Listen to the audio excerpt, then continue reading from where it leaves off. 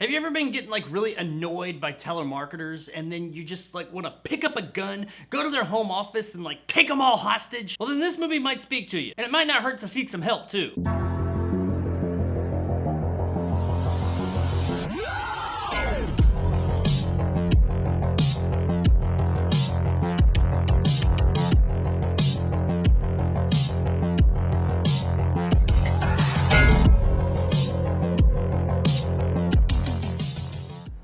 Death of a Telemarketer is brought to us by director Cathal Ridgway and stars Lamont Morris, Jackie Earle Haley, and Haley Joel Osment. A smooth-talking telemarketer finds himself at the mercy of a man who he tried to swindle. So this movie kind of comes across as like a rage riot that somebody did after being contacted by one too many telemarketers. And in that regard, I can kind of understand where they're coming from. Sometimes them fuckers just won't leave you alone. Our story is fairly simple. We have Morris's character Casey, who is like the top dog at this telemarketing company. He's in line to win the big new bonus, which he needs to pay off some debts that he has. However, he has a bad day and falls below the mark and doesn't make that bonus, so he stays over late, which he's not supposed to do, by himself to make some extra calls so that he can get to that point to where he can get this bonus and pay off these debts. And he does this by resorting to the do not call list. You know, that mythical list that we've all heard of that I don't really think fucking exists, because I've been asked to put on that list before and then motherfuckers keep on calling. So don't sit here and tell me that that shit's real. It may be something that they talk about. They may say, yeah, there is a do not call list, and there may even be some type of mandate out there saying that it should be a thing. But don't sit here and tell me that it's actually abided by, because it's fucking not. I know that for a fact. So when Casey calls the wrong guy, a little while later, suddenly he finds himself strapped to a chair, being told by a guy that you called me a while ago, you sack of shit, and I told you fuckers not to do it. Now I'm gonna get mine. This character, played by Jackie Earle Haley, tells Casey that he's got to start making calls to people he's called before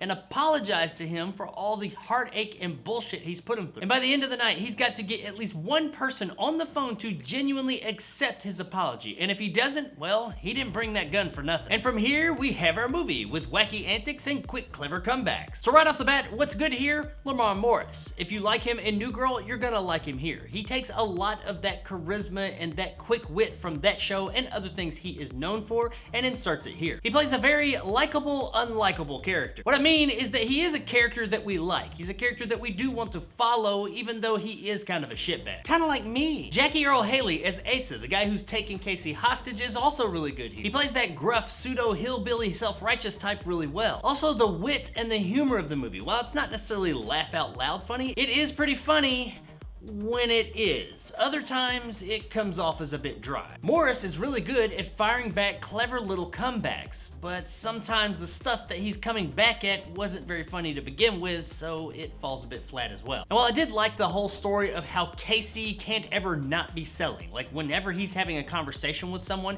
he's always selling something, even if he's not specifically selling something to someone. He doesn't have his own identity. He's never just him. I don't even think he knows who he really is. Also, admittedly, taking a telemarketer hostage and forcing them to call people and apologize is a bit of a tantalizing proposition, but after a while, for an entire hour-and-a-half long movie, it does start to lose a bit of the novelty of it all. The story does try to inject a bit of freshness into it all and give us a few things as it goes on, but none of it is really too terribly exciting. I liked where the movie ended up going overall, though it wasn't very believable. However, we are talking about a movie where someone takes a telemarketer hostage and makes them call people to apologize. So, you know, I can't really hold it that accountable when it comes to believability. What I can hold it accountable for, though, is just being really slow and not having quite enough to fill that hour-and-a-half long runtime. Now, I didn't hate the movie. In fact, I did have a fairly enjoyable time with it, and overall, that's kind of how I would describe this movie. It's mildly enjoyable. Now, that being said, it's also fairly forgettable. There's nothing about this movie that really makes it stand out amongst the crowd. While I did enjoy myself more or less while I was watching it, once it was over with, I kind of totally forgot about it. I watched this and a couple of other movies the other day, and as I was preparing for this review, I couldn't even remember the name or what this movie was about off the top of my head. I had to sit there and think for a minute, what was that movie I watched? It was the first one I watched. What was it? Oh yeah, it's that movie with Lamont Morris in it, the Telemarketer movie. That's not a good sign when the day that you watch the damn movie, you can't even remember it. Though I guess one could argue that, hey, at least it wasn't so bad that you remember how bad it was, but I don't really know if that's a compliment that any filmmakers want to be said about their movie. The best part of the movie, bar none, is our main characters. They are all interesting, and I did enjoy the performances that they gave. Now, I didn't say they were all likable, because that's just not true. Actually, the majority of these characters are fairly unlikable. But I did enjoy, on some level, the interactions that these characters had with each other, and the movie was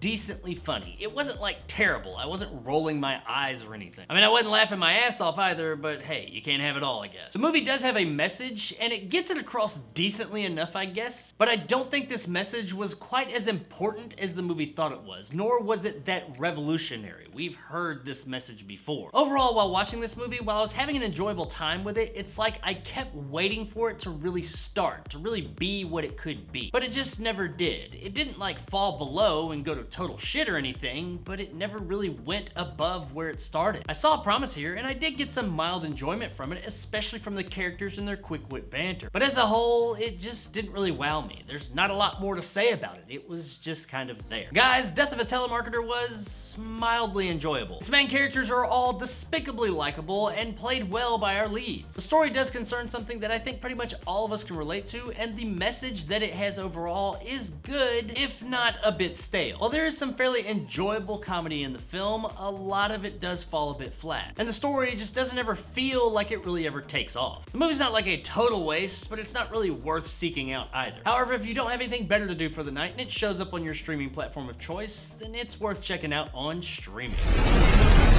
Across the street.